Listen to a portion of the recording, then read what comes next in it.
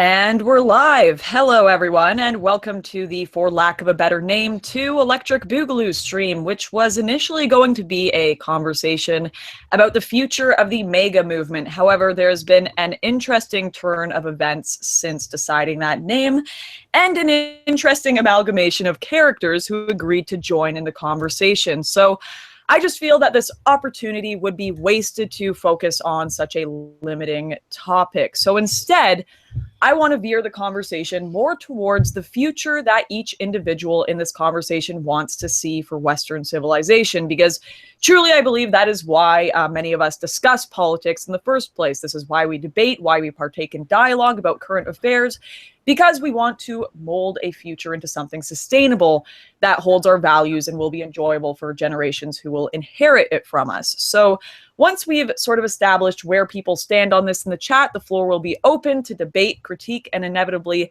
dissolve into things that are completely off topic and irrelevant to the initial conversation. But hopefully this will be entertaining for you on this lovely Sunday evening. So today we don't have everyone in the chat with us to start. Right now we have Nick Fuentes from the... Nick, can you give a little intro for yourself? Yeah, sure. So I am the co-founder of America First Media and the host of America First, the nightly show. And so I'm in business with James also. So that's me. That's my movement. Perfect. And then we've got NoBullshit, who has a YouTube channel kind of in the anti-SJW sphere. NoBullshit, could you give us a little intro? Yeah. Thanks for having me on. Good to see everybody. Good to see the chat going crazy. NoBullshit here on YouTube. I do some funny, entertaining, politically driven videos. Also touch on social movies, TV, and stuff like that too. Perfect. And of course, a lot of you know Roaming Millennial. Hey, thanks for having me. Absolutely wonderful intro, Roaming. That was just great. Just on wanted point. to say You're like, hi. I don't need anything. I don't need to like say you guys anything. know me. Well, I'm on YouTube, like No BS. I'm a conservatarian civic nationalist. I guess that would be how you most easily describe me. And yeah, you can check my channel out if you haven't seen any of my videos. Social, political commentary. You guys know the drill. Perfect. Now, of course, we mostly have all the right-wingers in here right now. Don't worry, this is not going to be a circle jerk. Joining us soon will be Theron Meyer, a more centrist, a little bit right-wing YouTuber who is very, very critical of the alt-right, though. And, of course, ContraPoints, who is a left-wing YouTuber that... Oh, who just jumped in here? I think we got Theron and of course... Steve. Everyone's favorite, Destiny, is joining us as well. Destiny, could you give us a little bit of an intro?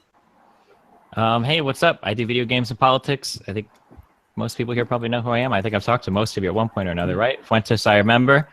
Lauren, I remember. And then Roaming Millennial, I've seen you say a couple things. And then NoBullshit, we've had the pleasure of talking a few times. What's up? Good to hear from you, man. All right, and then Theron Meyer. Hi, guys. Sorry if these intros are taking a while. Thank you for having me on, Lauren. Hi, guys. Of course. All right, so let's start things out with Nick. You are probably the most far right on this stream, so you would see a very different future from the ones that people even on the alt-right or, of course, Steven or ContraPoints would see. Where do you think you veer off from the traditional right, people like Roaming Millennial and myself, and why do you think the future you foresee with more of the alt-right is preferable? Sure. So where I veer off from the alt-right, where I veer off from a lot of these new characters that came about since the election is I'm a traditionalist conservative, more accurately. So whereas many people in the alt-right are classical liberals, self-described classical liberals, I define myself as a traditionalist conservative in that I value order, hierarchy, tradition, ritual over things like freedom, over things like economic liberty that a lot of the Ben Shapiro types enjoy. So my vision for the country is a country that is producing children again, is a country that has Jesus Christ at its core, a country that has the family at its core, and a country fundamentally that people enjoy living in and is healthy for people's mental and soul, you know, their minds and their souls, so to speak. And so I think that's preferable in a lot of ways, because you look at the Reagan Revolution, for example, as kind of a good example of the triumph of classical liberalism, this purely materialist vision of our country and of the West.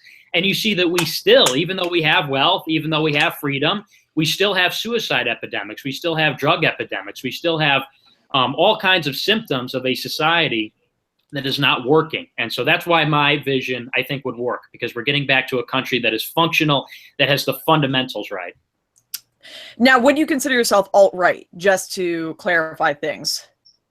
I technically don't consider myself alt-right, only because they tend to lose me on the pure racialism, the identitarianism, and specifically the racialist strand of identitarianism. I'm not about that. But do you want like a white America? Would you say that is? I want a white supermajority in America, yeah. Okay. Now, no bullshit, roaming millennial. Theron, don't worry, Steven, I will get to you. Would you say that you have any disagreements with Nick on this? Well, I'm someone who is also on the right. Something that, from what I've just heard him say, I do disagree with is that I'm someone who's on the right, but I am someone who leans libertarian. And from the sounds of it, Nick, you kind of lean more to the authoritarian spectrum. So I'm someone who, like Ben Shapiro, really values my things like economic freedom, individual liberty, things like that. And so that's probably a disagreement we would have. And that's also one of the, among many disagreements that I have with people who tend to be more on the alt-right. I tend to see this desire for, I guess, not you know, the social justice, more left-leaning type of government regulations, but still a very strong state or a very strong state power. And I'm someone who, I want small government and big community involvement, big churches, things like that. It's not that I'm a libertarian who thinks like, yeah, you know, we'll all just do drugs and have no roads, that kind of thing, no control. I'm just someone who would rather those sort of, I guess, tempering influences come from things like smaller communities, churches, even on the state level, things like that. Now, Steven, what are your issues with adorable sweater man and wonderful small government, Neil? Because I know you're probably seething there about people not doing drugs anymore and having traditional families.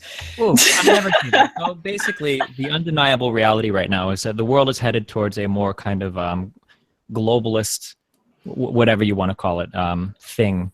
And that it's probably the best thing that we can do is make sure that we kind of integrate ourselves into that world as effectively as possible to ensure that as many people are, you know, kept free and happy and economically prosperous as possible, rather than to try to hold on to this idea that we can keep the country looking like it did 50 or 100 or 150 years ago. Why do you think this future is going to be more economically prosperous than what we had 50 years ago, this globalist future you envision? Why will that be a positive thing for the future? For me personally, I mean, I'm a capitalist. I'm a strong believer in capitalism. And in terms of like globalist policy generally being good for economics, that's not really an issue that's debated by any economist that I've ever heard of. The ability to work together with other countries to capitalize on each other's advantages, these are things that are generally accepted by pretty much all economists to be incredibly economically beneficial things. Of course, they bring other problems as well, but those are problems that I would hope to address, rather than, I guess, some people kind of want to throw out the whole system because there are a couple things wrong with it and then go back to whatever we had 50 or 100 years ago. You're being shockingly reasonable right now, but we do have ContraPoints here now. To be unreasonable. Sometimes. ContraPoints, welcome. Thank you for coming on the stream. I know you guys can get in shit for associating with us horrible fascist Nazis on right-wing YouTube, but do tell me what your vision is for the future and where you would veer off from people like myself, Nick, and Roaming Millennial, and others. Well, I would like to see an America that is a juster and fairer version of the one we already have, which is to say a country built by waves of immigration and not Disneyland for white supremacists. Disneyland for white supremacists. Nick, you have a problem with that? I didn't know. Oh, boy. Well, it's just funny to me because these people who talk about equality in one breath and then talk about mass immigration in another, what do you think is going to happen when you import people from the third world? You're going to get the same brutalism, the same despotism, the same tyranny, the same low IQ of the third world in our country. I don't see how you square this circle. What happened when you had waves of Italian immigrants or Irish immigrants? People, that was the equivalent of the third world back then. No, those were followers of Christ. Those were Europeans and average IQs. You sincerely believe that followers of Christ are going to, you really think that, I mean, what's up?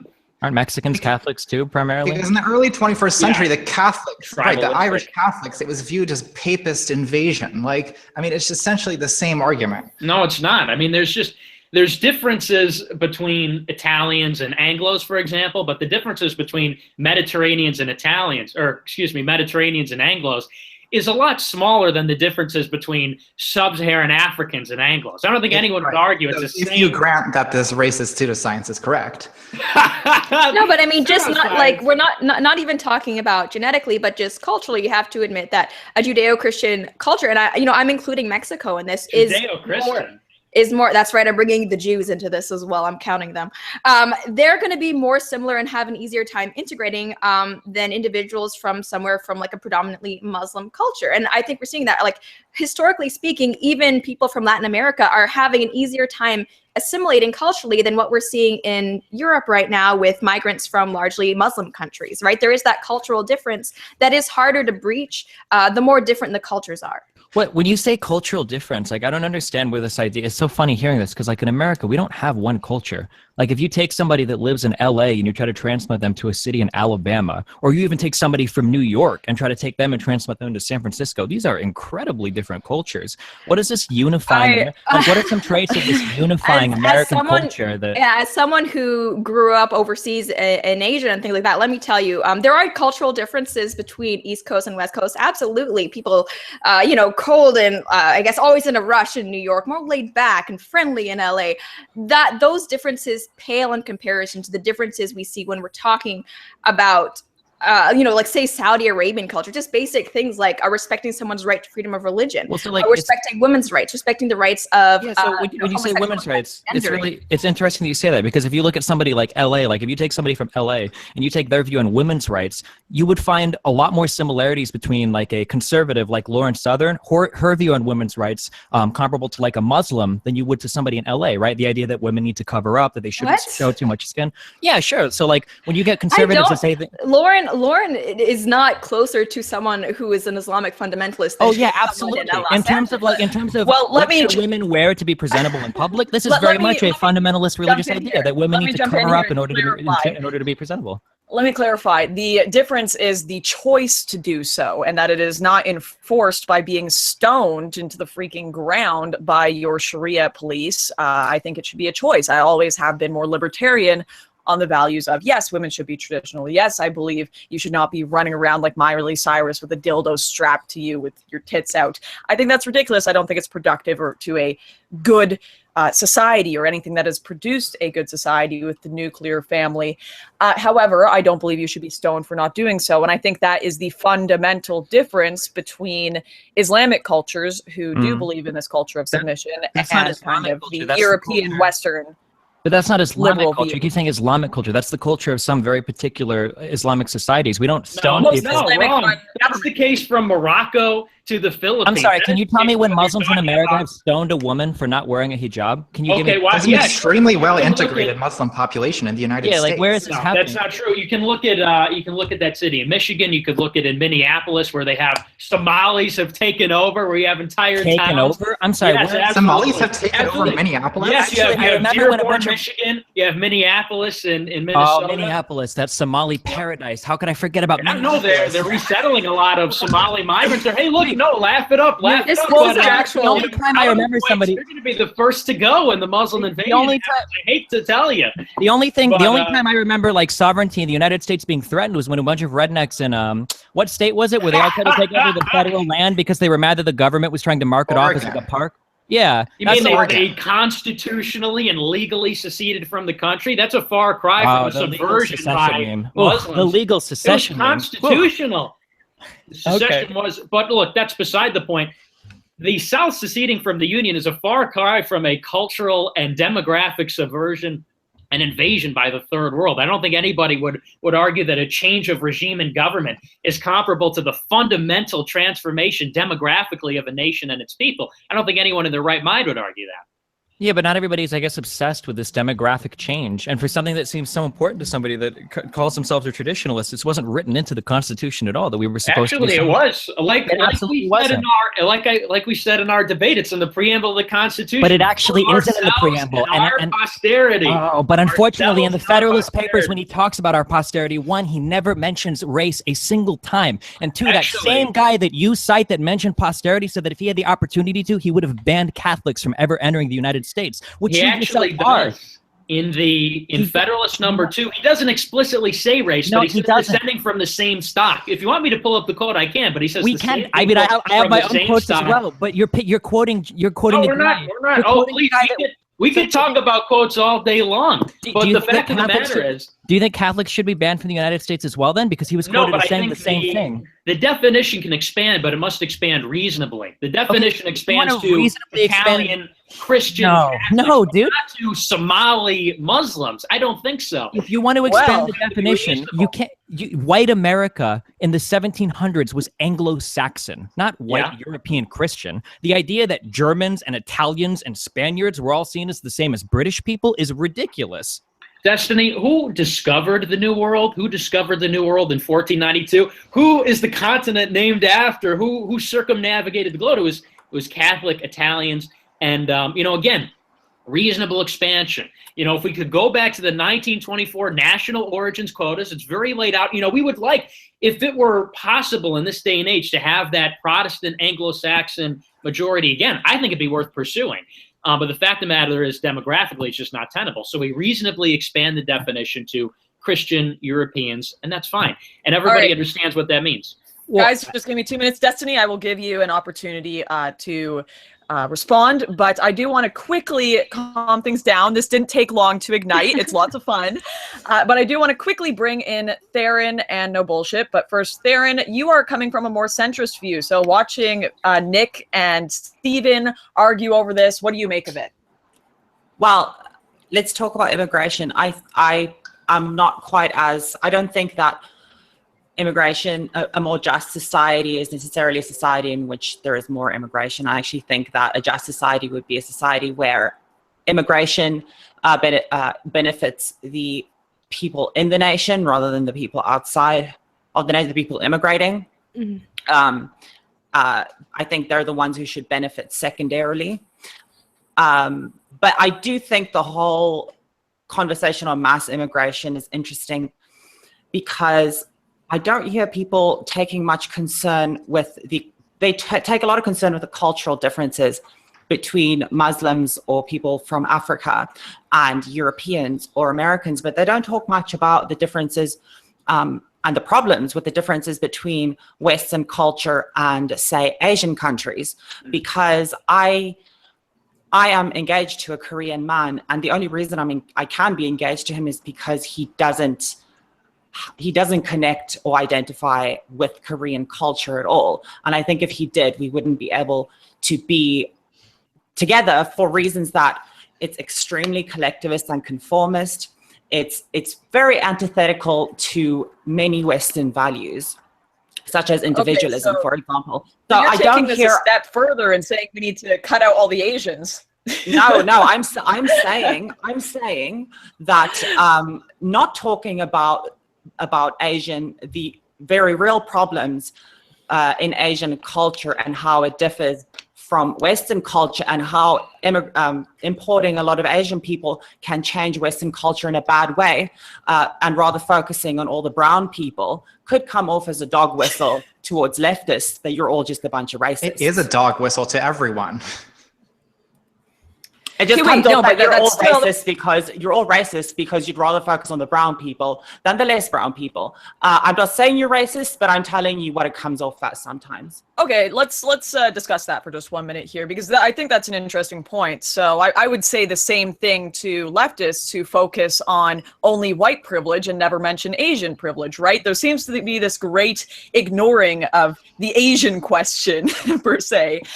The reality is, though, that Asians typically don't commit any crime. How often do you see Asian man shot in the street for attacking cops or whatever? Never happens. They typically contribute to the economy.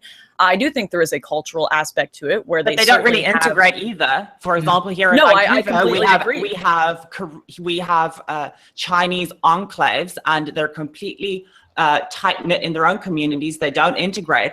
Everyone talking so much about integration. Why do you care about brown integration so much and you don't even talk about Koreans? I'm just saying.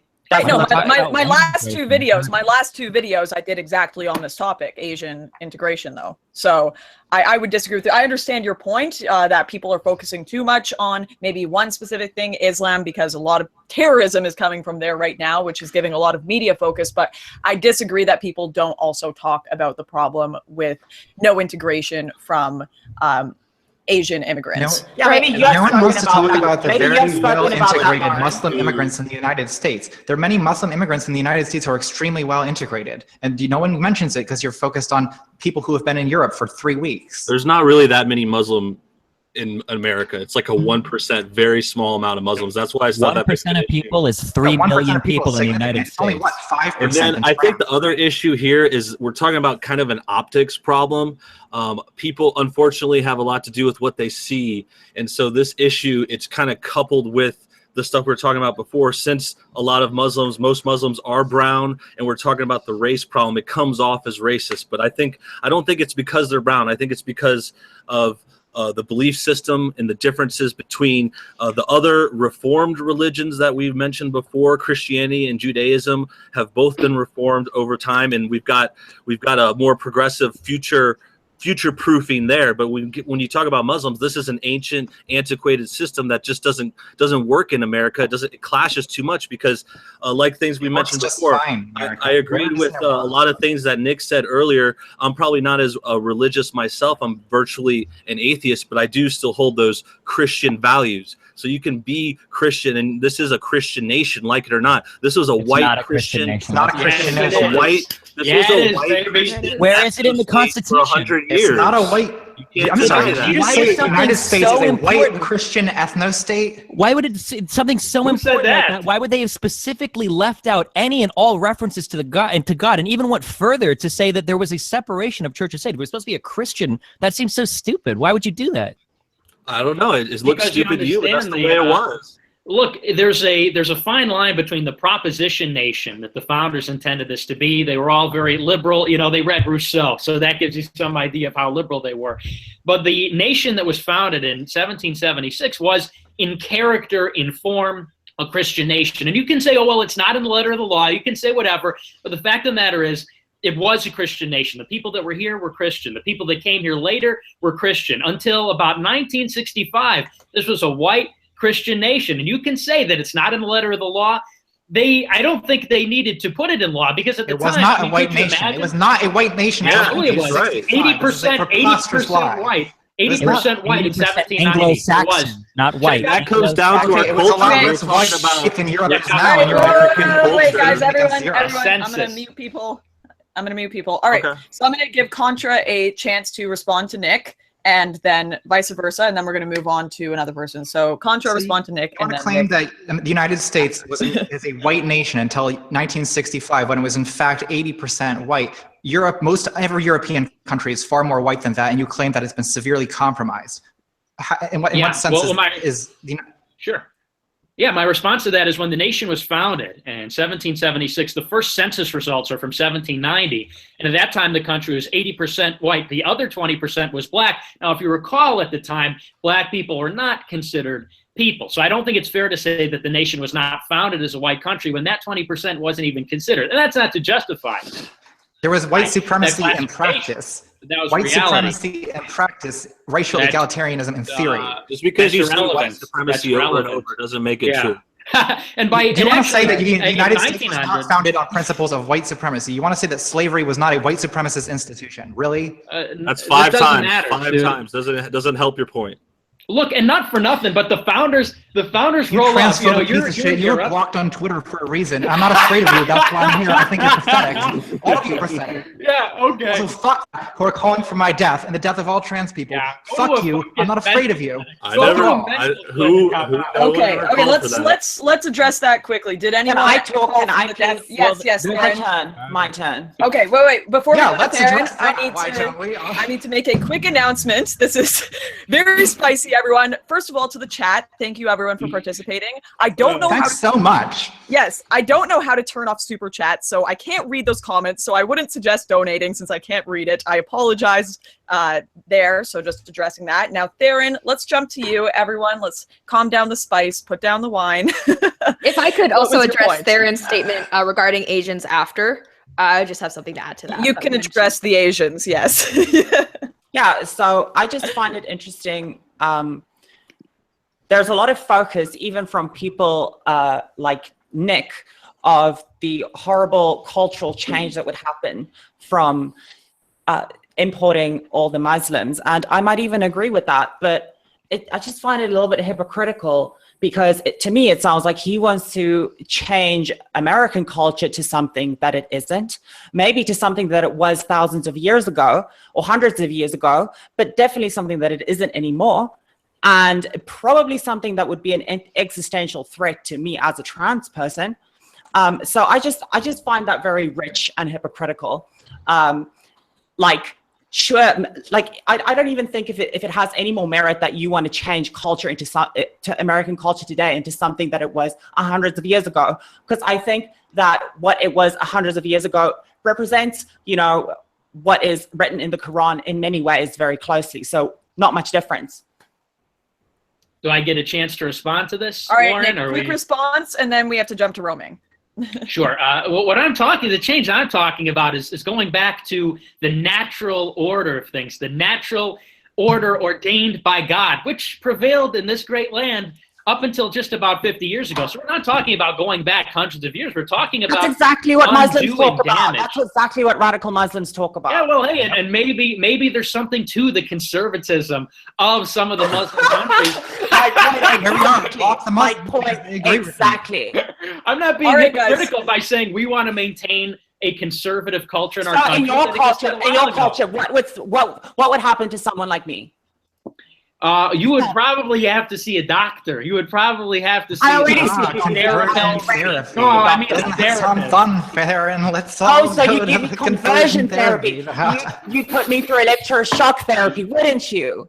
I wouldn't. I wouldn't be. I'm not a in our doctor. This situation- is why trans people, this is why leftists hate you. This is why they hate right-wingers, because they don't do enough to speak out against assholes like you. I'm not on board with what he's saying. Just BT dubs.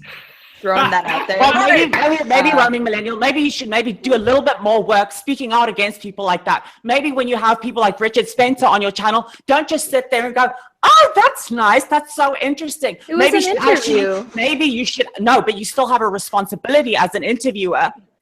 Ooh, to that really always challenge speak him. with You certain shouldn't people. allow him. No, We're let going me to give finish roaming my a point. responses. Let me Okay. finish my point. She can.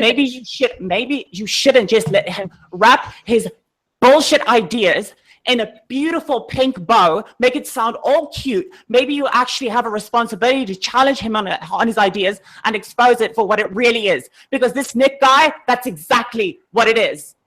You're Okay, mad that he Roaming. makes good points. Everyone, this is roaming's opportunity to respond to the Asian question, and also, wow, okay. Yeah, a lot of things. Okay, so first off, maybe regarding the Richard Spencer interview, I just want to say that I stand by that interview. If you watch it, you can see that I clearly state that You did not do a good job. You were irresponsible.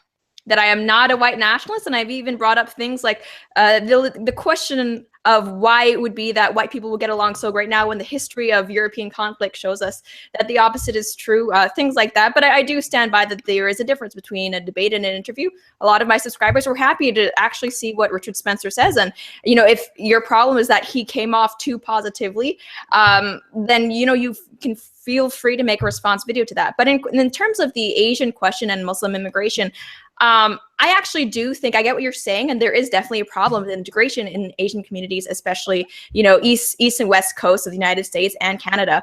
But the reason why it makes more sense to focus on the Muslim issue now is because they are more of an existential threat just in terms of safety. Through terrorist attacks, we see that now, especially in the US as well, but especially like looking at Europe right now.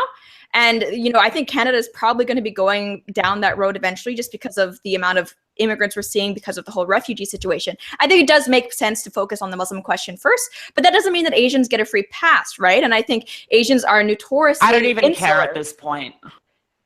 But Asians are notoriously insular, and that's not acceptable. And I think part of the reason why we're seeing that is because that's what happens when you let in too many of the same group at the same time. And I think that's an argument for stricter border control and lower immigration numbers. If people come over more slowly, they'd have less of a chance to form these ghettos and insular communities, and they'll be more forced to assimilate. So it's not that Asians get a free pass. It's just that I think there are bigger issues to focus on right now. But I mean, it's all part of the same question of immigration. What do you mean by insular? Can I get like a definition of what it means to integrate? I'm really curious. Like, what is this idea? What is American culture, and what are these values that every person needs to integrate to? English language. My grandfather. In other words, which values? My values or Nick's values? Well, or actually, somebody in Tennessee's values, or someone in LA's. Sorry, I keep interrupting. Yeah, well, so when we're talking about integration, my grandfather, who I love dearly, is an example of this. So a bunch of my father's brothers and sisters came over to Canada while they were in school. And later in life, my grandfather actually came over once they'd gotten their citizenships. I love my grandfather. He was a great guy. Never learned to, I mean, he was here for decades, didn't speak English. Same with his wife that he brought over, not my biological grandma, she died, but didn't speak English either. They lived in buildings where a lot of the older residents, none of them spoke English. And I think language is a huge indicator of someone's assimilation level. If you can't talk to the population surrounding you, then it's a pretty good bet that you're not on the same page with most civic issues or cultural issues, things like that. And with the Asian community, we're not really talking about an issue of religion, since like most Asians are secular, but just culturally, there's a huge problem with people not talking to each other, despite the fact that they live maybe streets down from each other. Okay, I think that was a hugely dishonest answer. When people talk about integrating to American values, the only thing you're talking about is English. I don't believe that. I think you just lied. What are you actually talking about when you talk about my grandfather?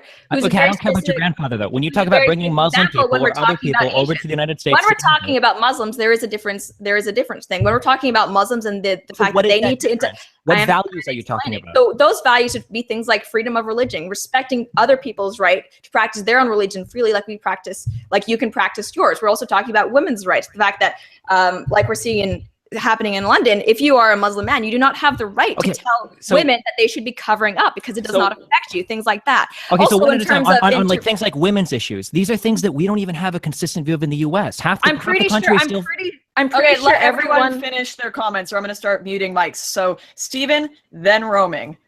We're gonna be calm down. So everyone go get tea. Sure. So so just one at a time on these values, because you keep presenting these as though there's like a consistent American view on values, which is ludicrous. When you talk about women's issues, there are people that think that some women should be able to breastfeed in public. Some women shouldn't be allowed to breastfeed in public. Some people want to hashtag free the nipple. Other people think that it's disgusting that women would wander around outside. These are all white American differences in ideas. Some people think that abortion should be something that every woman is entitled to. Other people think it's one of the greatest sins you can commit. How could you possibly expect somebody to come to this country and integrate to our ideas about women's freedom? What does that even mean to an American? Well, I'm pretty sure. I'm pretty sure. Values is the right to speak for themselves. You speak, Romy. I'm not going to interrupt you. Sorry, but yeah, I mean, NoBullshit has that exactly right. We can disagree, like, free the nipple or not. But guess what? We all agree that, yeah, women should be allowed to vote, that women are not the property of their husbands, that child brides are not acceptable.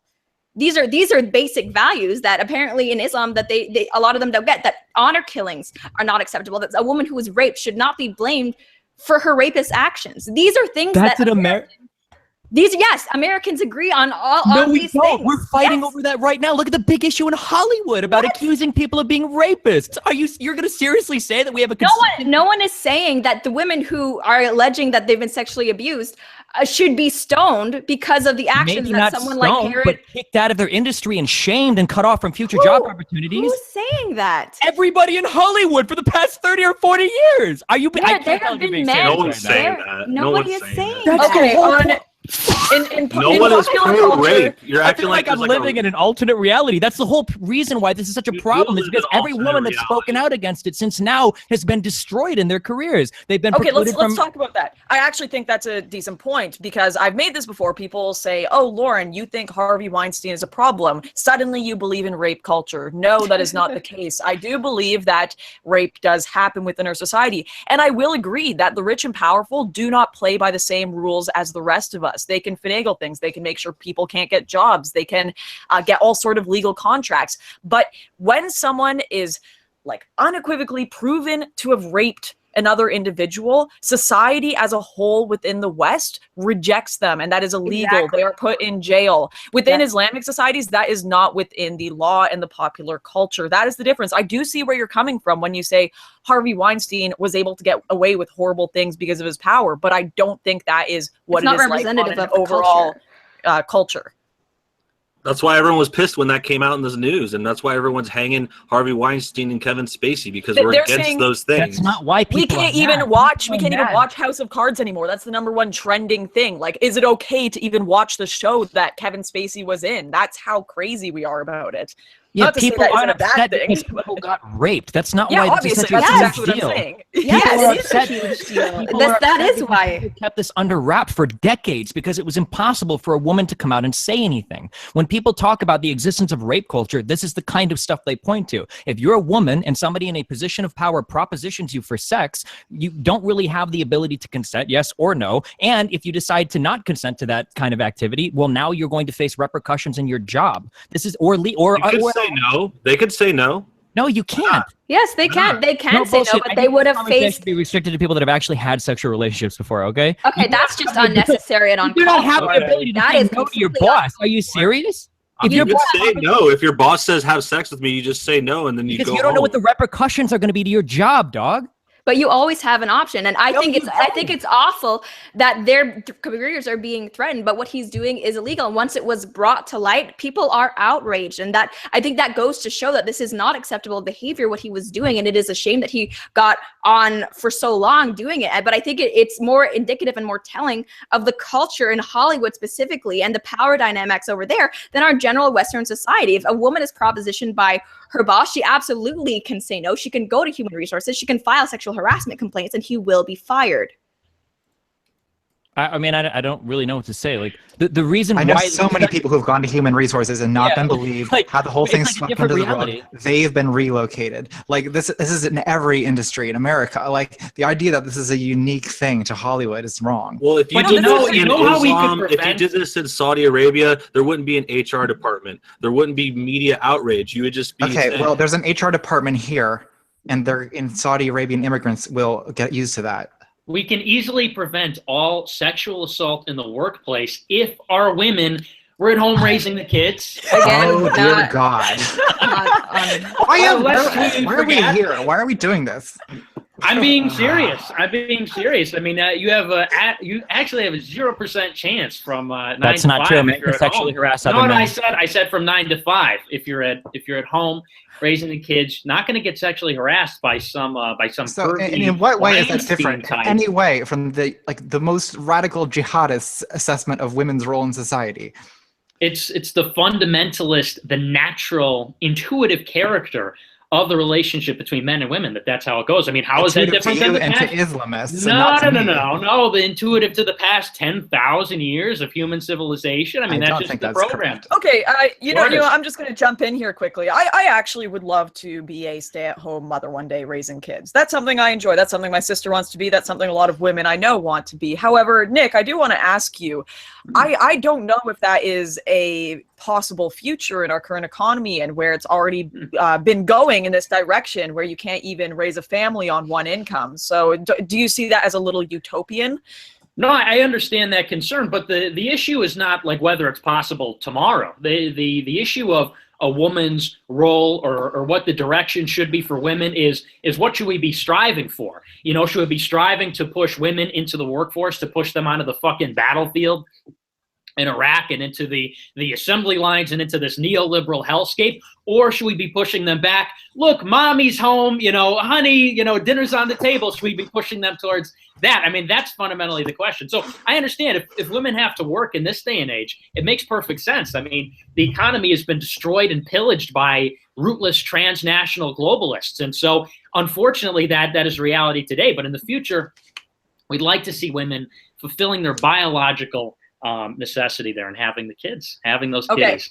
I think that's roaming, absolutely. guys. Let's let roaming jump in here. Contra, you obviously disagree, but roaming I think is more interesting because you're still on the right, but you seem to disagree with Right. me, right? So I'm someone like you, Lauren. I would love to be a stay-at-home mom. That'd be absolutely my dream. But I think we have to look at this realistically. If we look at like indices globally of women's participation rate in the workforce, there's a strong correlation between high GDP per capita and women's participation in the workforce. And that's pretty obvious if you think about why. It's if half your population or your working age population is just staying home, that doesn't really translate to a strong economy. And if you also think about how long women have to be there to be the primary caregivers for their children, women, like let's say people have 40, maybe even 50 working years today. Women don't need to be at home the entire time that they're working. That's not even counting things like part-time work, which a lot of mothers do very well, especially when their kids get older. And so I think there doesn't need to be this, one or the other approach when we're talking about women in the workforce. I very strongly believe that families are super important. I think that whenever possible, financially, it's not always possible, but if possible, it is a great thing to have a full parent there for the kids when they're younger. But women have long lives. People have long lives. Kids, the time that they're at home is finite, and women should still be able to participate in the economy when there are no children around, especially when we're looking at jobs. I mean, I don't know, Nick, what you think about this. Like, would you restrict women's ability to become things like teachers or nurses, which are predominantly female-dominated roles? Not by law, no, but I think we should discourage women from getting into the workforce. I think to deprive a child of a mother and a father growing up, that they get shoved into some daycare looked after by someone who doesn't care. I mean, that's fundamentally at the core. But I should post about this often, but I mean, that's when it comes down to it. You talk to any child whose parents are divorced or who wasn't raised by a mother, and there's a marked difference in people who were raised by a mother who was staying home and really cared about the kids and cared about their diet, their social life, their education, and looked after them. It's not like it'd be nice if we had a mother to stay home. It's a necessity for the child. I agree. I agree. My mom worked. I turned out just fine. Look at me. Did you? I mean, to disregard that, for GDP, I think is a neoliberal. But Nick, again, you're talking about like children need a mom to be home. Again, like the time that a children is home is not the entire span of a woman's life or even her range of fertility, right? And if during high school, for example, kids aren't home full time, what's wrong with the mother working part-time? What's wrong with the mother working before she has children? Actually, a lot of people meet their future partners in the workforce. So again, like discouraging women from working entirely because they have to stay home and raise children, I think you're overestimating how many years we're living and how many hours there are in a day. No, but we're not talking about women getting like a part-time job while the kids are in high school. We're talking about, and it is black and white. It's not so much gray. It is black and white of whether or not, because you saw the trend for the past 40 years has been the stay-at-home mom is a loser. The stay-at-home mom is not cool. She doesn't live in the fast lane like Tina Fey in New York City. You got to be an astronaut. You got to be a STEM. You could be a Jedi. You could be a fucking superhero. We have to point the arrow back towards rearing kids. And you talk about it like it's one kid. We're talking about we want to have lots of kids, and there's many reasons for that. But we want the ladies to be having the kids, raising the kids, looking after the home, and it's better for them too. They're happier in that setting. They are happy, and you can say, I'm a working woman and I'm happy, but the studies show that women are happier when they're at home, when they have their kids. It's more fulfilling. It's more satisfying. And what's more satisfying? Doing spreadsheets and preparing a presentation for the big sales pitch, or being at home, being with little babies and taking them to the park and playing games with them. I'd rather play Go Fish with my kids than go and be a fucking lawyer, for bankruptcy law, right? And I absolutely agree. And that's why even myself personally looking at what I want in the next 10 years, honestly, I've got to say that my career ambitions are very limited in the fact that I would so rather be a mom.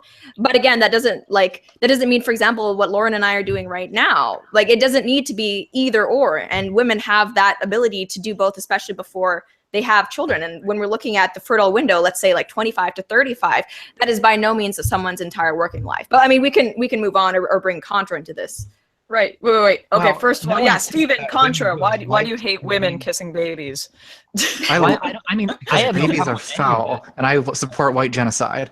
Okay, I love babies. Why not just give people the choice to do what they want? Like, I don't understand why that's because like it's the ultimate irony is seeing people like kind of roaming millennial and then super Lauren Southern who don't have children talk here and espouse like the most important job of a woman is to be a baby pumper. But here you guys are pursuing your careers, as much as I vehemently disagree with both of you, doing things that you probably couldn't do if you had a kid. You talk about how like 25 to 35 isn't the entire lifespan of a woman.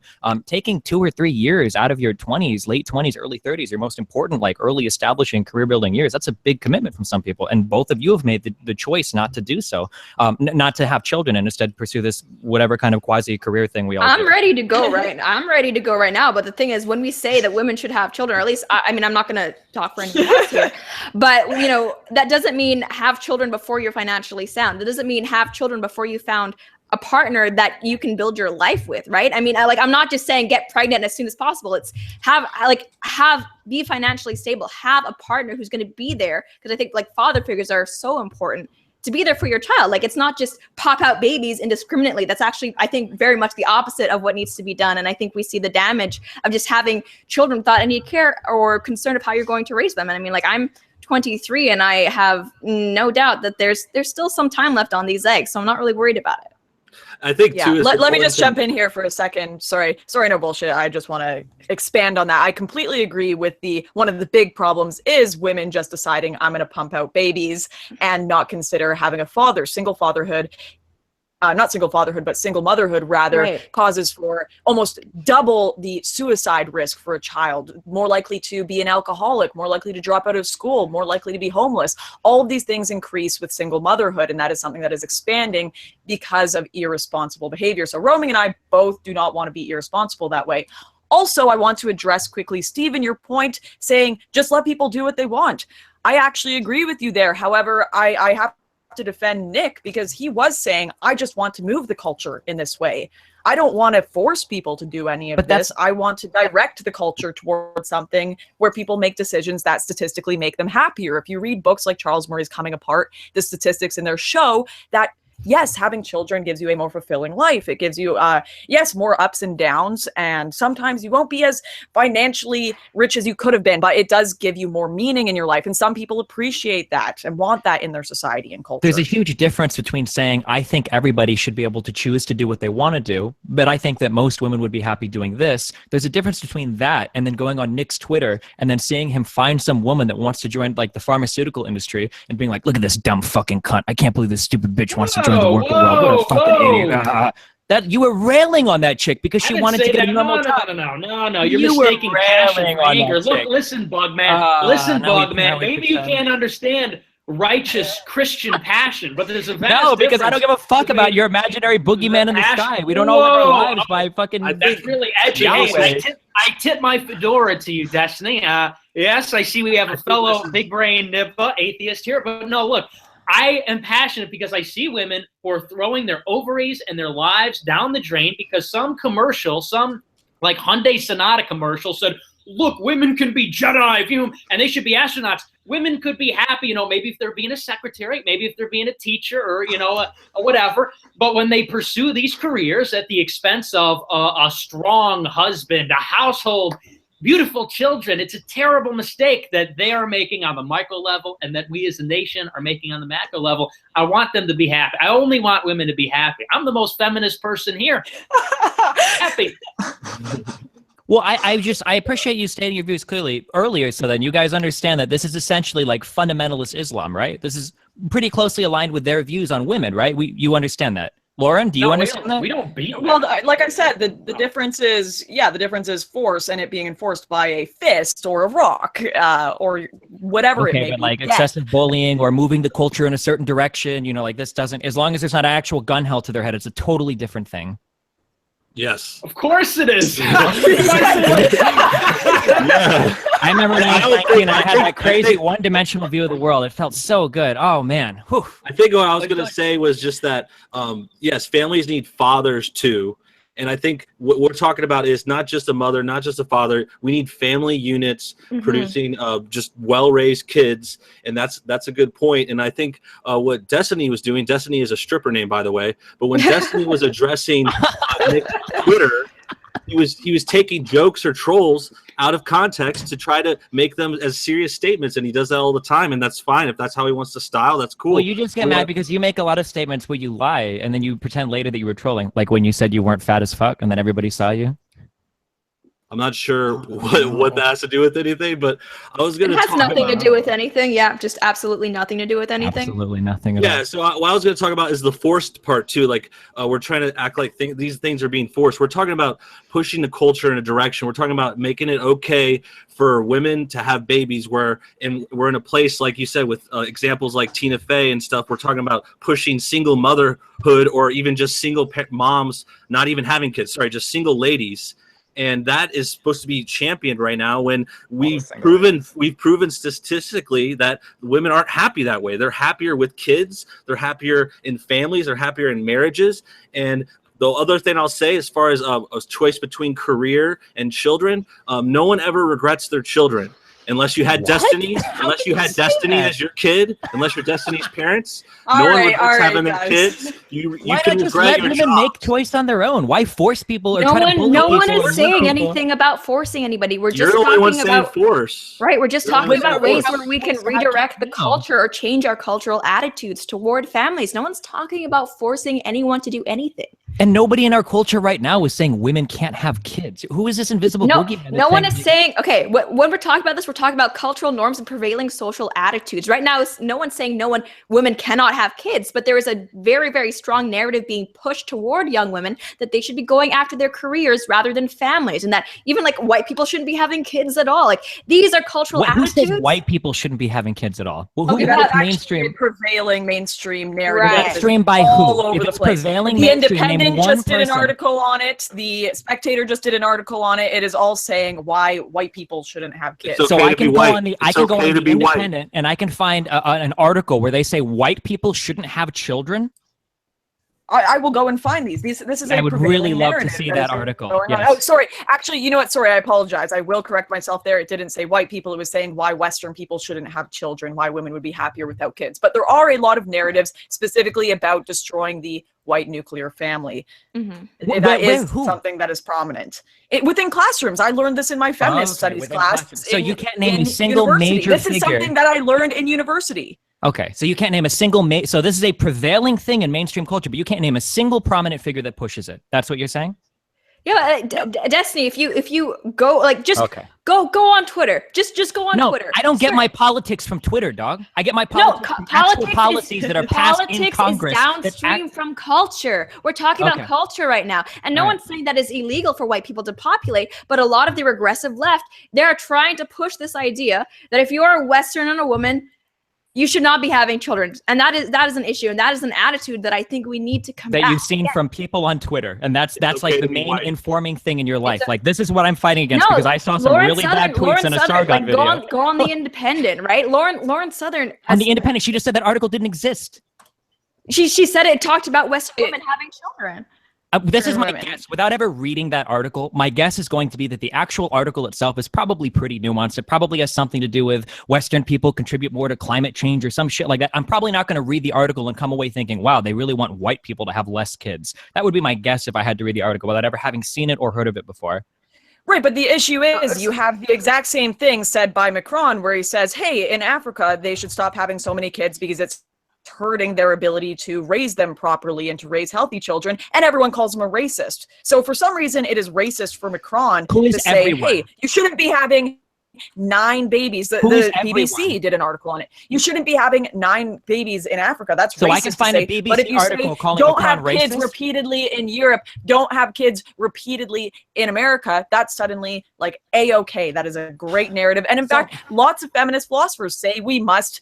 Will you deny the fact that many feminist philosophers say we must dissolve the white nuclear family? No, this is the problem when you argue with you people is that what you guys do is you find, like, if I want to argue against a policy What do you mean, by, you people, you know what I mean. But I want to argue against a policy by, say, Republicans in the United States or right-leaning politicians in the United States, I can point to actual legislation penned by actual congressmen and senators in Congress, and I can talk about the impacts that these things will have. So, for instance, attacks on women's rights to choose for an abortion, or the North Carolina voter ID law, or the transgender ban that Trump was doing, right? I point to these things and I'll say these are problems. But then for Lauren or Roaming Millennial or No Dumbass or whatever, what you guys will do is you'll find, well, look at these 7 tweets that I found and look at the professor that I had in college. Like, how can you think that these things are at all the same type of thing? The professors are actually more important. Again, politics is downstream of culture. You change culture first, and then politics eventually ends up reflecting that.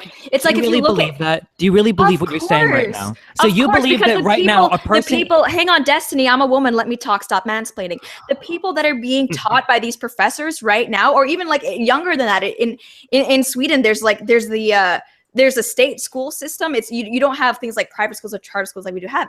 But when you have this almost anti-Western bent being taught from the time children go to school, especially when they're in university, that affects the way people think, and eventually that affects the way people vote. So yes, that is even more important than legislation. It's very easy to overwrite legislation. It's very hard to change the way people think. Your entire argument is okay. Wait. Let me just jump in here. Sorry, I just want to point out that The Guardian called Macron racist, Vox called Macron racist, The Independent called Macron racist. This is just the first page of articles, so there are backups to what I'm saying, but continue. I would love to see the articles. I'm curious about. Yeah, we can look it up. But essentially, look it up. Yeah, I will. Essentially, what you're saying. I gotta peace out. I've got a voice training appointment, but Theron and Destiny, I'll buy you a drink later, and peace. Thank you for joining us, Contra. I really appreciate it. What you're essentially saying is that if the leftist policies in the school carry on long enough, it is possible that at some undetermined date in the future, left-leaning thought might actually make it to Congress where right-leaning thought is now. That's what you're... No, not only that is possible, but also just that it's manifest in our lives right now. But you can't point out a single way it has been in terms of legislation or policy. It's manifest in our statistics. Look at the number of unwed mothers. Look at the number of single mothers. That's it manifest right there. Look at the number of children. Look at the number of children who are not having children. It is manifest in our society right now. What policy has a Democrat proposed to the United States that's caused this to happen? Well, I think abortion would be one of them. The welfare state would be another. Abortion contributes to single. That's literally the opposite of having an unwed single mother. We're talking about life choices in general, and the way now that abortion is so readily available, women are free to be a lot more promiscuous, and they're making worse decisions for their lives. And the level of promiscuity that women exhibit during their dating period really affects their likelihood of forming long-term stable commitments like marriage later on in life. So all of you think the government needs to be legislating morality for how promiscuous we're allowed to be? I thought you were the person of small government. I didn't say they need to legislate you can't sleep with these people, but when we're talking about things like, let's say welfare states, like if you enable a behavior and make it easier to do, you're encouraging it. And it's not that we need to outlaw promiscuity, but we shouldn't make it easy for large single mothers to have these large families that they're raising without fathers. We shouldn't be subsidizing that because it encourages that behavior. All right, I'm going to jump in quickly. I will give you a chance to respond, but we've had someone join the chat who is Brightside here. Hello. I heard there was an Oompa Loompa meeting going on, so I wanted to join in. Oh, wonderful. We've got Meadow. This is the under 4 feet tall club, right? Did I jump into the right stream? I think you're here. Did you wear the costume? Yes, I did. I did. Perfect. I dressed as a leprechaun, so I think I should fit in. Excellent. What do you have to contribute to this wonderful stream so far, Meadowcurse, since you've decided to join us? I've just been enjoying listening to everybody yell at each other. That's been fantastic. Who doesn't like that? A nice heated debate going on is always entertaining. All right, perfect. Stephen, did you want to continue? Yeah, so I guess like in terms of American values or American society, I thought that, or at least for my goal personally, for my personal philosophies, you always want to enable people to make the most choices that they can to maximize their own personal happiness. So things like access to contraceptives or things like giving women the right to choose for an abortion, these are positive things.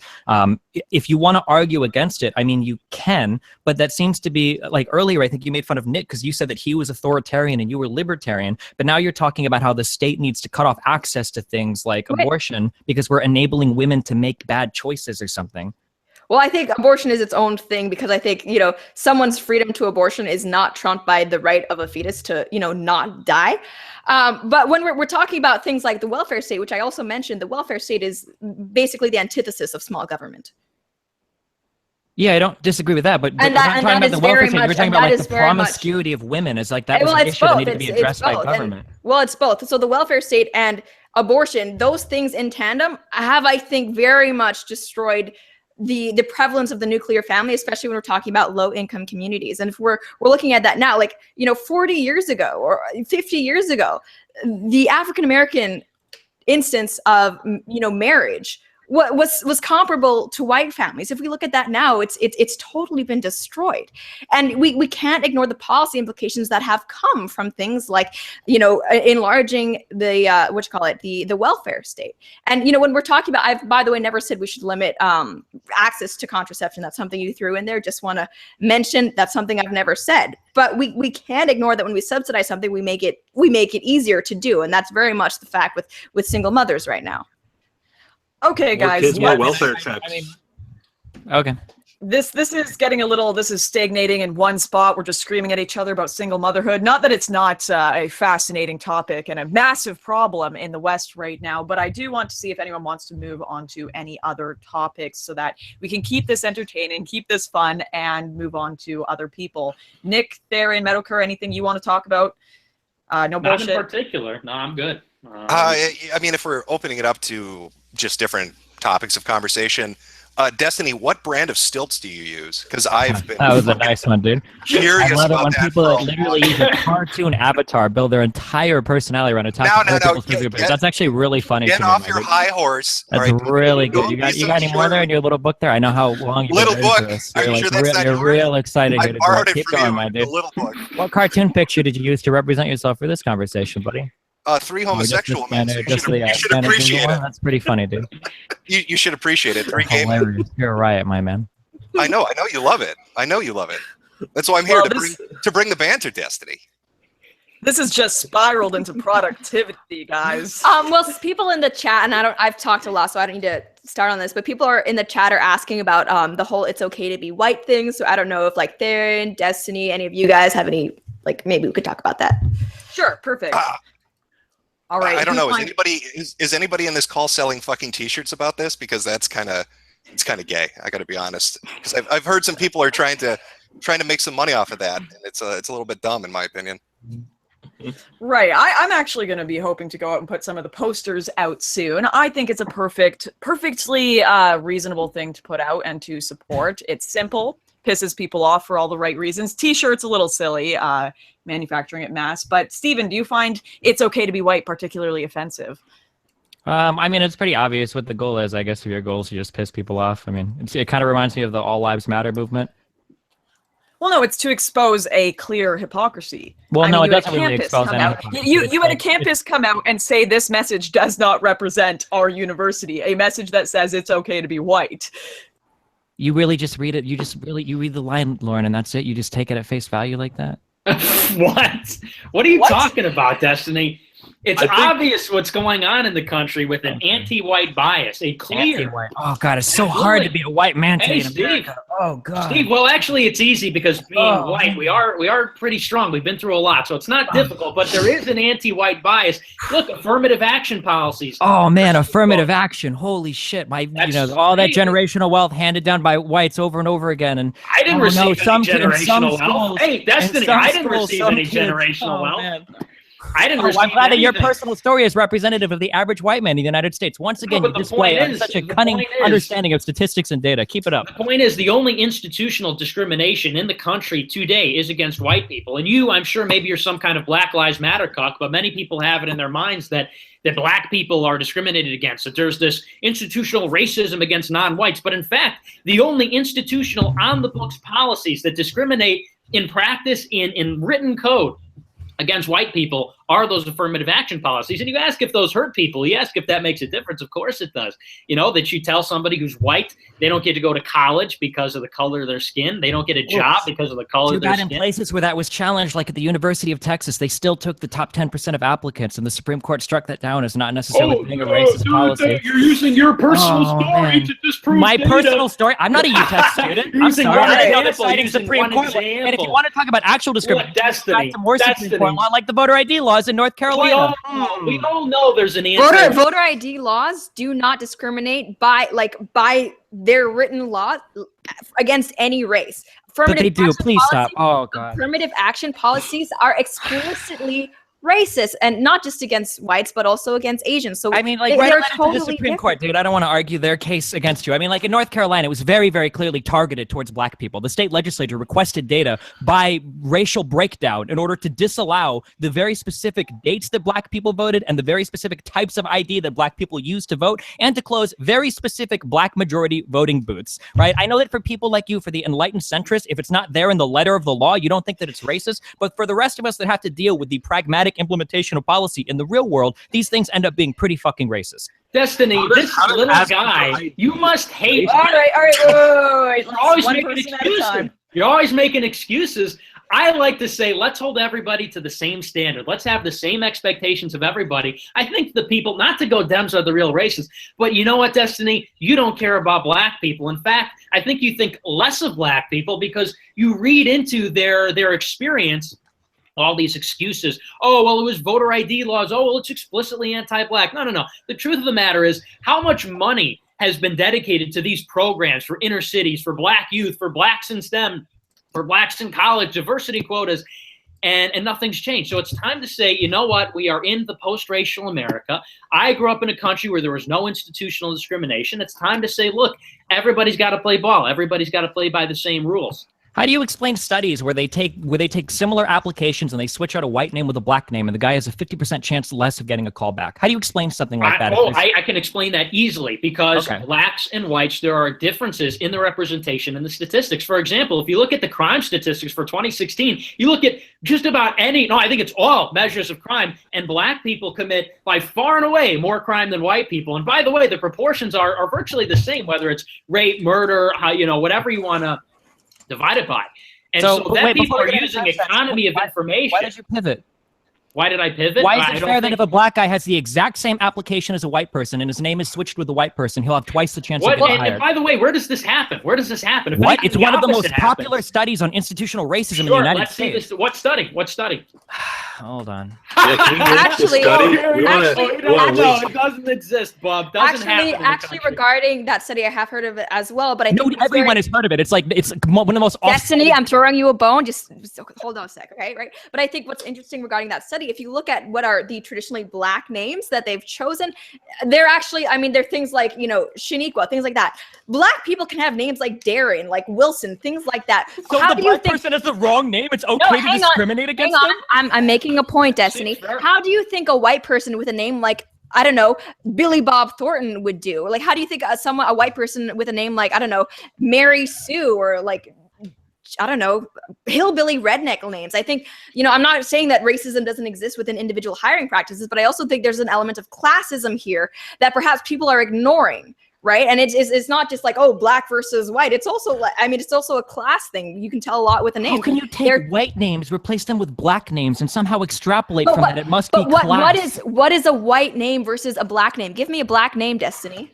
Like Tyrone or Jamal? Whoa, Whoa. Is a white supremacist? Is Steven not a black Nazi? name? Destiny? Not generally. Are we going to sit here? I love the dishonesty. We're going to sit here and pretend that white people don't have certain names generally, and black people don't tend to have certain. How many white women do you know that are named Shaniqua or Letitia? Steven, I believe in equality. Okay, there's no differences between. Yeah, but you also believe that somebody that goes to Washington High School is going to have the same opportunities in life as somebody that goes to like St. Louis, the Pope fucking the 23rd. I'm hearing a lot of problematic rhetoric coming out of you. That I love the memery. White when we go into a corner that we can't respond, we better pull out our memes, boys. It's problematic. Does anyone else here like Lake Hekistan? I don't believe there is any such thing as a black name. The frog? All right, I want to jump in here for 2 seconds. I don't think there's a black name. Steven, I thought you were black. I thought you were black. Come on, guys. We all know that black guys aren't called Steven. Like, Destiny's right. We can't call Steven. No black people have the name Steven? I remember when Destiny said that. All right. Sorry, I've let this go to shit. I hope you're enjoying this on your Sunday evening anyways, guys. I do I do want to mention, though, I have a question about the name thing, because this does happen in a lot of cases. What about in higher learning? You had that gentleman, and this is a story that many of us know about, easily Googleable, where he kept repeatedly entering his poetry to be accepted, to be published, to be published, to be published. and he could not get it published until he changed his name to an Asian name, because then he was suddenly within a criteria of like diversity hiring. So within the arts, within other fields, you certainly see this as well. And this is just a natural thing that exists in the world. It is certainly being pushed by leftist agendas who want to get rid of whites. And right now, our culture is currently pushing against any sort of agenda to hire against or being prejudiced towards minorities. That is not a popular trend in the culture at all. It's pushing the opposite way to be prejudiced towards whites, even if that is still happening to an extent. So, once again, your evidence for this is a single data point. Why? You cited one single study. I cited one of the most comprehensive studies from the National Bureau of Economics Research called Are Emily and Greg More Employable Than Lakeisha and Jamal? The study is kind of old, but it has been one of the most comprehensive studies. They did thousands of applications on this to see whether or not it... What? Okay, well then, Stephen, let me cite the law. There's diversity hiring in Canada for all government jobs. If I'm a woman or someone who is black or Asian or whatever, I am more likely to get a job in the military or police force or in education. That is the freaking law. So beyond just social prejudices, we have it as a legal prejudice against whites. True. And also, in the yeah, no, go ahead. Yeah, you got an answer to that. Well, I don't. I mean, the goal behind affirmative action policies is that usually they try to open up positions or they try to find ways to help groups that have been disproportionately impacted by past law. And generally, white people don't seem to be hurt by this very much. That's why we're not having a discussion right now about how all of the white communities are being destroyed and all of the whitehood or whatever white people are being thrown into poverty as a result of these horrible, atrocious affirmative action programs. Like you can cite me all the one-off things you want, or like, well, the law says this thing, but you can't find me these communities of white people that are being destroyed by criminal justice systems or are being destroyed by failing education systems or fucked up cities. Like you just can't find it. I love how you say that it's the criminal justice system. Like black people commit crime, black people go to jail. It's the criminal justice system. No, maybe there's a culture of responsibility. And I mean, like, if you look at reported rates for marijuana use, there are plenty of age groups. I think in every age group, except for like 2 or 3, like 5-year chunks, white people report higher use of marijuana than black people do. But black people are like twice as likely to be locked up. Yeah, that's because there's more violent crime. That's because there's more violent crime in black neighborhoods. You want to know why they get locked up for? Because the police have to be there. I don't know if you've ever been to Chicago, Stephen, but there's a lot of marijuana usage where I am in the suburbs. Not a lot of gang killings, not a lot of rape. You go a little bit east, and there's a lot of that stuff. It makes sense why the police goes over there. You can all day long. You want to pretend that at once there's no differences between people. We're all equal. They're so poor. Whatever, blah blah blah. But at the same time, there's black names. At the same time, you can't have it always. No, I don't want to have it always. You always try to present this as the most hyperbolic thing possible. Believe it or not, it is simultaneously possible to recognize that there are problems in the black community, some of them maybe even belonging to black people and black cultures themselves, while also recognizing that black people have disproportionately faced really fucked up things in their history in America that other white people haven't. You can simultaneously recognize both of these positions and be just fine. What are some, Steve? And I'm just curious, what would you say are some black cultural problems? Name some for me. Concede. Well, I mean, black people's relationship to the police is pretty fucking dire at the moment, I would say, right? Maybe they should stop doing crimes. In what context? Coming from the police to black people, or from black people to the police? What? I said in what context? We were talking like black cultural problems. I just want to hear you name a few. Do you mean their relationship with the police as in the police are treating them badly, or black people are responding badly to the police? I would say it's probably a combination of both. But a lot of this roots from the problems of police legitimately fucking up black people and earlier in the 50s and 60s and shit, right? A lot of culture is reactionary to other problems. That's just goofy, man. Nobody's 20 years old today knows police brutality from the 1950s. You can't keep but they're literal parents. Historical racism. That doesn't excuse.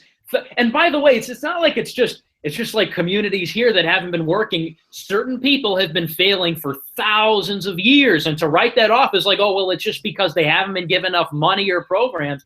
I think is a little bit ridiculous. It's kind of coincidental. Yeah, that's ridiculous. But paying them all $1,000 to ship them back to Africa, that's a very realistic problem. I don't know who's talking about that. Okay. Who's talking about shipping them back to Africa? Right. Yeah. Okay. Wait, no, Steve, who raised that point? I didn't hear that once during this stream. Yeah, right. Isn't that part of the big meme for you building your white ethno state? Is you have to ship some no wacky Steve. Wait, so how do you deal with it right now? How do you deal with all the all those evil? What are you talking about? Dealing with what are you talking about? wacky, Steve. You want a Nobody's white talking about super. killing I'm people. sorry, I thought you mentioned a white supermajority of the United States earlier. Did you not? Yeah, exactly by raising birth rates, by having families again, by So having how do you healthy keep replacement Hispanic rates. and black people from having kids and make white people Whoa, have more nobody's kids? talking about I'm that. asking how you Nobody's do it. talking No, I want about you to that, talk about Stephen. it. How do you do it? How do you We're fix it? not trying to stop people from having babies. We want the majority in the country to start having kids again. And it's because their birth rate is so low that their population hasn't been maintained. Do you think, by the way, Stephen, do you think it's been like an accident that the population of whites in the country went from 90%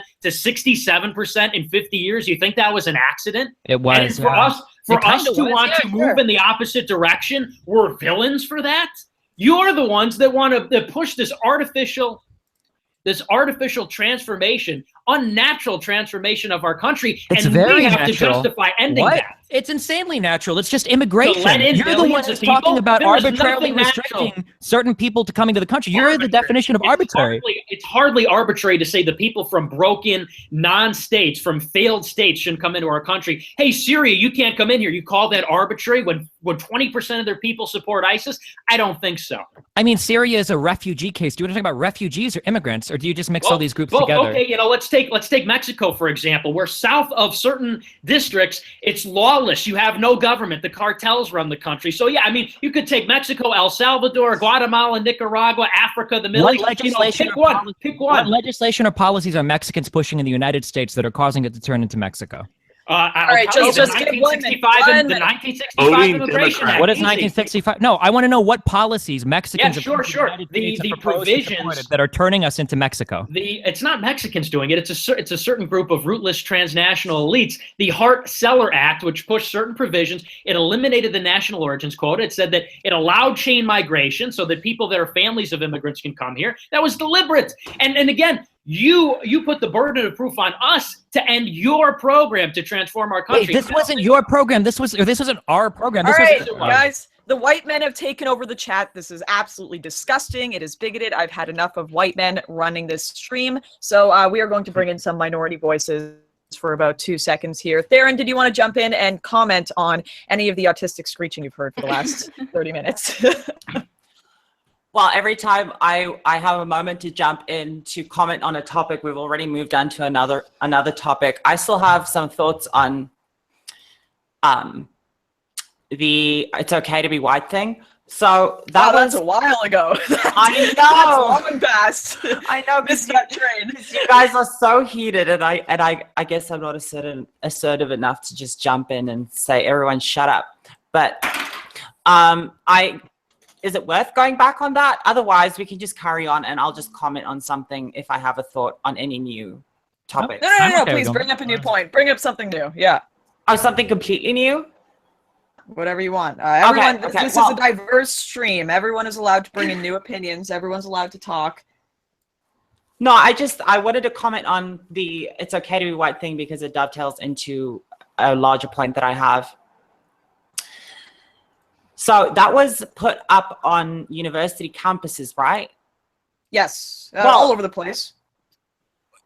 Okay, well, the thing is that we all know that anti-white sentiments are prevailing on campus. I mean, that is just obvious. So I think that makes a lot of sense to put stuff like that, like "it's okay to be white" signs up on university campuses. And I think the thing with the mainstream media and leftists is that they just immediately interpret as the worst possible interpretation of, "oh, this is Nazi propaganda." And that doesn't mean that there couldn't be subtext ever.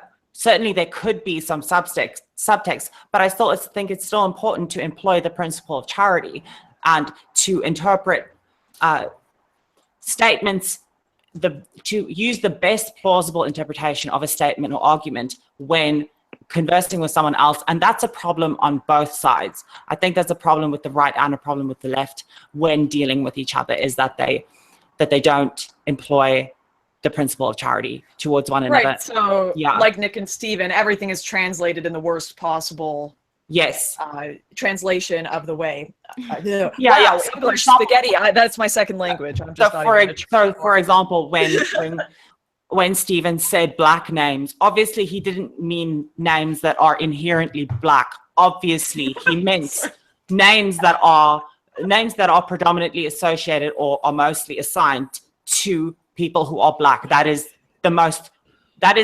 reasonable, the best, strongest plausible interpretation. So that's not fair, right? That is not charitable. And then I'm sure Steve said a bunch of things towards Nick that was not really very charitable towards Nick, though I can't think of one right now. Well, this is the nature of debate these days. It's funny, it's entertaining, and it is helpful to debate. And when the opponent in a debate is not charitable with you, why be charitable with them is what it ultimately comes down to. It's not necessarily the most radical, centrist, most reasonable way of approaching things, but it is the world we live in, and it is the state of debate that we are in now. It's gotten to extremes where, of course, you have, for example, the Antifa holding up that "we support pedos, no pedo bashing" thing, where they literally dropped that immediately after, according to some articles, and interpreting that the wrong way has really destroyed any sort of argument or actually attacking their actual points.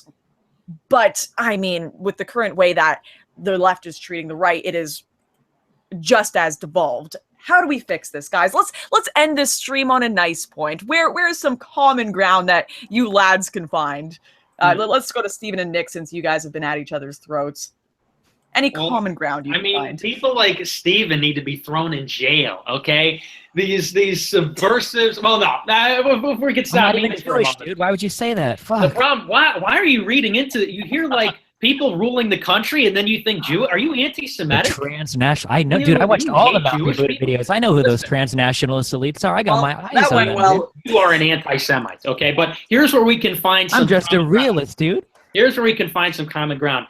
People like Steven have to be held responsible for the fact that they are pushing policies that are transformative, and the natural order continues to be perverted. And I think if we could argue from that axiom where Steven has to justify millions of people coming here, instead of me having to justify why we don't take millions of people, I think that's a productive way to change the conversation, because it happens to be the reality of the situation.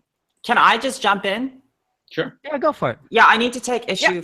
I need to take issue with Nick's constant use of the term natural order, because I think it's a complete misnomer. I think it's maybe in your mind religious order or traditional order or cultural order. It's not natural order. I don't think you understand nature and biodiversity if you want to equate natural order with whatever you're talking about, because nature is actually allows for a lot of variation, and of course there are trends. Of course, women are on average predisposed to want to have children, but that doesn't mean that nature doesn't allow for some women who are predisposed to probably hate to have children and would probably be better off not having children. This whole idea that there is this order ordained by nature, in your case God, onto humans is just fallacious. The reality of the situation is that nature is constantly in flux, that the environment is constantly in flux, and that we're constantly adapting. So the natural order is constantly changing. It's just religious order. Please stop equating your understanding of what humans should be with nature. Well, you're one to lecture on naturalism, but the natural order of things, we all understand what that means. And up until very recently, we all understood what that means. What are you talking about? You're someone to talk. Yeah, because you are living an alternative lifestyle. You are living a lifestyle. You are making choices that are unnatural. And that's not me saying that. That is God saying that. Please, no, please. Absolutely. That's complete bullshit. Okay. The idea that nature doesn't allow for variation. Where do you see gender reassignment surgeries in the animal kingdom? Where do you see little kangaroos operating on each other? Can we not make this about me? Well, you're someone to talk about this. Hey, you brought yourself into it. That's an ad hominem. Okay, I was talking about your ideas. And then you made it about my gender. Well, we know why you take issue with this natural order. No, I'm not talking about the whole trans thing. I'm relating this to women wanting to or not wanting to have kids. Well, then in that case, that is just perfect example of an ad hominem. Fair enough. But then with regard to women, the the exception proves the rule. Of course, you can have women that are working. Of course, you have anomalies. Catherine the Great, Joan of Arc, Elizabeth, Victoria. We can have exceptions, but the exceptions prove the rule. I mean, that's the whole point. I mean, you wouldn't say, for example, that because you have an apple. Yes, well, that's why I'm saying. By some freak example, an apple is blue. You wouldn't say that apples come in red, green, and blue. That natural order allows for variation. You just proved my point. You have an idea in your mind of religious order. You have an idea in your mind of cultural order. Well, I mean, I don't see eye to eye with Nick on everything, but I don't think it's necessarily him inserting religion into this to say that the natural order is for people to be forming pair bonds and having children. Even if we accept that some individuals may not want to do that, it is undisputably the natural order for people to have children and raise them. You guys are talking about two different things. You're talking about the natural order as exists as a scientific fact. Nick is asserting that it is a philosophical ought. These are two gaps that most people generally... Both. No, it's not both. It's not both. Sure Unless you're Sam Harris, it's not both. You cannot bridge the fact that some things exist in the world of science and they all of a sudden become biological imperatives. We spend plenty of time in our daily lives. We are talking to each other on video screens using computers to communicate with one another, okay? We do a lot of things that can't be directly tied to our biological imperatives. That's ridiculous. Right, but that doesn't do you hunt for your food, Nick? Have you gone out hunting recently? Of course it's different to say that we use technology. So you do not believe in your... No. But in principle, well, and we can talk about Ted Kaczynski and if we should even be doing all of this, but besides the point, we're using tools. But the fundamental reality, the principles that govern human behavior do not change. Well, this is a tool. The market process, the civilization can be considered a sociological tool, of course. I mean, that's a fallacious argument that I don't think anybody thinks is relevant to the conversation. You know, to equate anarcho-primitivism to using your biological limitations to govern your decision-making. I don't think anybody equates those two except for you. Nobody in society that talks about morals. All right, you two are going to take over the stream again, so I'm going to give Theron a chance to respond and then Roaming a chance to respond. Here's the difference. Someone who is a woman who is naturally predisposed not to want to have children and probably not be a good mother and probably someone who shouldn't have children. She's not someone who goes against the natural order. She is someone who is part of the natural order as a variation on that order. There's a difference between being an exception to the rule and going against the rule, and this idea of intentionality, and that's where natural order, that's where this religious thinking comes in and where the moralistic argumentation comes in. That is exactly what Nick is talking about. He's using nature to explain his religiosity, and I don't agree with that. Even if I consider myself a traditionalist in many ways, and I think that our society should be a lot more traditional in many ways, I'm not going to use natural order to explain my point of view because does. Okay, here we go. I think I can identify the problem, and the problem here seems to be semantics. It seems to be that, of course, Theron, you are right. Variations are part of the natural order, technically speaking. However, when we're speaking on just a general term of naturally, this is typically what happens. Generally speaking, I understand what Nick's point is, and generally speaking, I understand what Roaming Millennial's point is. But technically speaking, you are correct. This is an argument over semantics. This is an argument over semantics, though. It's not just the technicality, because there's a very, very, very important difference in meaning when you say someone is an exception to the natural order and someone is going against the natural order or the ordained word of God.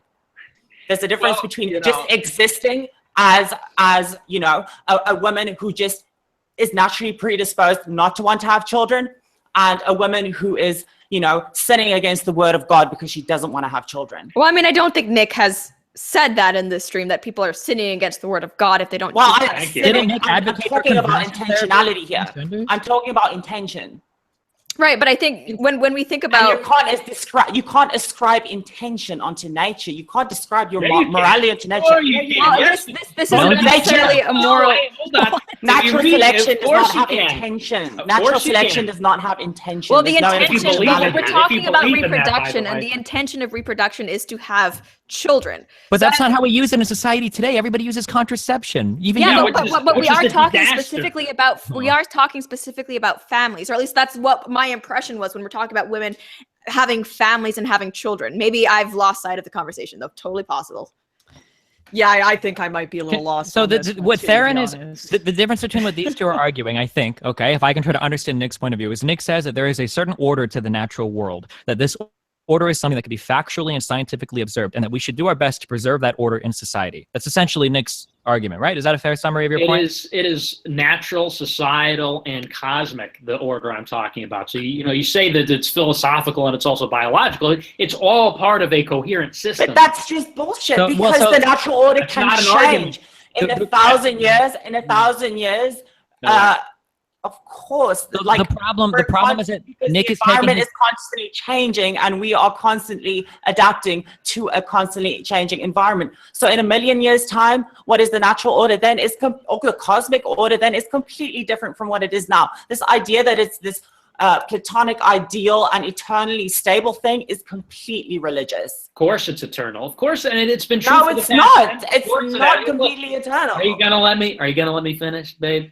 Okay, look, of course it's eternal. Men and women are not in flux biologically. Like maybe in a million years, and we'll have to ask our future selves in a million years if the biology has changed. But as it stands, men and women still have different brain chemistry. As it stands, men and women still have different biology, and biology. Of course they do, and I agree with you. I agree Stephen with you. believes in comparative advantage only insofar as it extends to the marketplace. He doesn't believe in comparative advantage when it comes to the fact that women are more suited to rearing and raising children, and men more suited totally to believe hunting, that. building things. I totally believe that. Soldiers. I think that if we had a 100% equal society where there was no pressure on any sides whatsoever, I think that you would see women gravitate towards some jobs more than men. I totally 100% believe No, they would gravitate towards the home. That would be the job they gravitate. Okay, I'm sorry. Well, because in your world, no women ever wants to work any job ever. Okay, but No, that's even- not. in the marketplace, if women could still work in the world where they're allowed to choose jobs, that women would probably gravitate towards some things more than others. The problem is that what Nick is trying to do is Nick is taking his observation of the natural order and he's trying to extrapolate a system of morals from that. But in society, we generally don't do this. If we have a person who is like, say we have somebody that's disabled, right? Somebody in a wheelchair. We don't typically say, well, naturally speaking, this is a person that needs to die. We shouldn't be providing medical resources for them. We shouldn't be providing food for them because naturally speaking, somebody that We can't also walk- wouldn't be saying that that person is going against the natural Exactly. order, We right? wouldn't say Right, that but this I mean, Wait, to address that, we also, to be fair, wouldn't say that that person is completely normal. It's very clear that they have a disability. And if I can bring this back to, the whole debate about women and having children, it is totally fine if an individual woman doesn't want to have children and wants to focus on a career or whatever. She just doesn't want children for whatever reason. I guess that doesn't mean that. But Sorry, can you sorry. acknowledge the difference? Or sorry, I guess my point is that I feel like variation and the acknowledgement of human variation is slowly getting lost in this natural order conversation because you have to acknowledge that variation, natural variation, and biodiversity is part of the conversation. Human biodiversity, of course, but you talk about men and women, and you talk about Aristotle's four causes. Let's talk about Aristotle's four causes. The last of Aristotle's four causes is the final cause, which means that all things that are created, all things that exist, have a final end. They are directed towards a particular ends, and human beings are directed towards a particular ends. Why do we have reproductive appendages? Hint, it's in the name. It's not for recreation. It's not so you could do degenerate, cosmopolitan magazine sex positions. It's so that you can continue the species. It's so that you can, after you get married, have lots of children, and then they take care of you. And marriage? Do you think monogamy is part of the natural order? Monogamy is part of the natural order? Of course it is. Why are Maybe men not in sexually certain, attracted- maybe why are in men certain sexually attracted barbarous. to other women then after they're married? That has nothing to do with it. A societal. What do you mean? That's a construct. perfectly natural biological function. Well, here, if it was biological, women would have multiple orifices for multiple partners, but that's just not a part of it. Why would it be? Why would every society? Wait, no, hold on. I'm curious because Yeah, go for it. biologically speaking, a man and a woman can be married, and that man can still feel intense sexual attraction for other people. So why would that be unnatural to you? Shouldn't men naturally be polyamorous? No, because again, it's a difference between men having certain sexual chemistry, and the reason for that is because there are, women are the selectors in terms of who carries on the genes. Women have You're to not choose answering who my carries question. on. I don't think I'm Nick is explaining making an the point. entirely natural argument. I Excuse think me. Absolutely was. I'm in the process of making my argument. He's making it now. but- He's no, telling he's- you he's no, making it now. Look, but the thing, Ladies, men, everyone, let's I need to wrap this stream up soon. As fun as this has been, I found this absolutely entertaining for my Sunday night, but I will take some final statements, some final points from everyone. I apologize for cutting you off right there. I think there were about somehow 20 people talking at once, despite there only being 6 people in here. So does anyone want to make any final statements, final points to wrap up this hilarity? Yeah, I'd love to, if I can have a minute. Excellent. Go ahead. I just wanted We're a to little short on time, so keep it fast. I will. I just wanted to ask the little guy, are you still suing girls on the internet? Ooh, I actually am not able to talk about that publicly at the moment. I'm sorry. But You're suing somebody for hurt I can't feelings? speak about Really? that. Under advice of counsel, I'm not supposed to talk about that right now. I'm sorry. You can't legally speak about you suing somebody. I shouldn't. I for really hurting shouldn't. feelings. I really shouldn't. I'm sorry. Oh, that is sad. That is fucking sad. The other thing I wanted to ask you too, that that I've got a short minute here.